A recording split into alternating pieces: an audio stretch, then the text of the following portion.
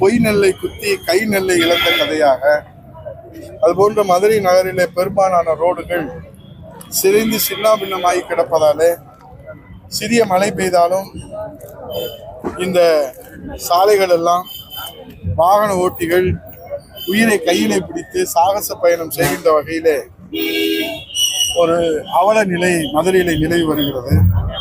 தற்போது சிறிய மழைக்கே மதுரை மாநகருடைய ரோடுகளிலே பல்லாங்குழி பள்ளங்கள் ஏற்பட்டிருக்கின்றன. கூட்டு குடிநீர் திட்டத்திற்காக தோண்டப்பட்ட பள்ளங்கள் மூடப்படவில்லை, முழுமையாக அந்த பணிகள் முடிக்கப்படவில்லை. ஆகவே அதிலே வாகனங்கள் செல்கிற போது கூடுதலாக பள்ளம் ஏற்படுகிறது. ஆகவே இந்த பணிகளை எல்லாம் நல்ல நிலையிலே உடனடியாக முடிக்க வேண்டும் என்றும் மதுரைக்கு வருகிற மாண்புமிகு முதலமைச்சர் அவரிடத்திலே மதுரை மக்கள் கோரிக்கை வைத்திருக்கிறார்கள்.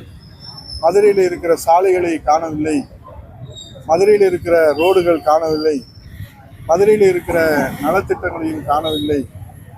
ஆகவே கண்டுபிடித்து தருவாரா மாண்புமிகு முதலமைச்சர்? அதோடு மதுரைக்கு மேயரையும் காணவில்லை, மண்டல தலைவரையும் காணவில்லை. காணாமல் போன மேயரை கண்டுபிடித்து கொடுக்க வேண்டும் என்று, காணாமல் போன மண்டல தலைவர்களை கண்டுபிடித்து கொடுக்க முன் வருவாரா மாண்புமிகு முதலமைச்சர் என்று மதுரை மக்கள் கோரிக்கை வைத்திருக்கிறார்கள்.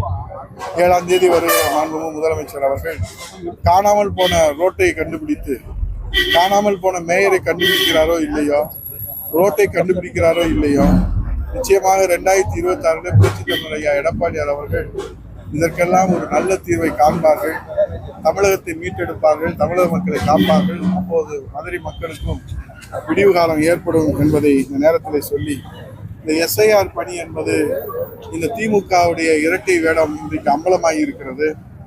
நாடு முழுவதும் எஸ்ஐஆரை எதிர்க்கிறோம் என்று போர்க்குரல் எழுப்பினார்கள்.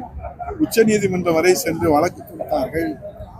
இன்றைக்கு எஸ்ஐஆர் பணி தமிழகம் முழுவதும் 6,41,00,000 வாக்காளர்கள், அதில் 6,37,00,000 வாக்காளரிடத்தில் கணக்கீட்டு படிவம் விநியோகிக்கப்பட்டிருப்பதாகவும், அதில் 6,04,00,000 வாக்காளர்கள் பூர்த்தி செய்து பதிவேற்றம் செய்திருப்பதாகவும், இதில் இறந்தவர்களாக 23,83,775 பேர்களும், இடமாற்றம் செய்தவர்கள் 27,01,050 பேர்களும், கண்டுபிடிக்க முடியாதவர்கள் 5,19,000 பேர்களும் என்று அர்ச்சனா பட்நாயக் IAS நடுநிலையான நேர்மையான அதிகாரி என்ற பெயர் பெற்றிருப்பவர் அவருடைய தலைமையில் நடைபெற்றிருக்கிறது. ஆகவே எஸ்ஐஆர் பணி தமிழகத்திலே துவங்கியது முதல் ஆளாக களத்திலே குதித்தது திமுக தான். அதே போல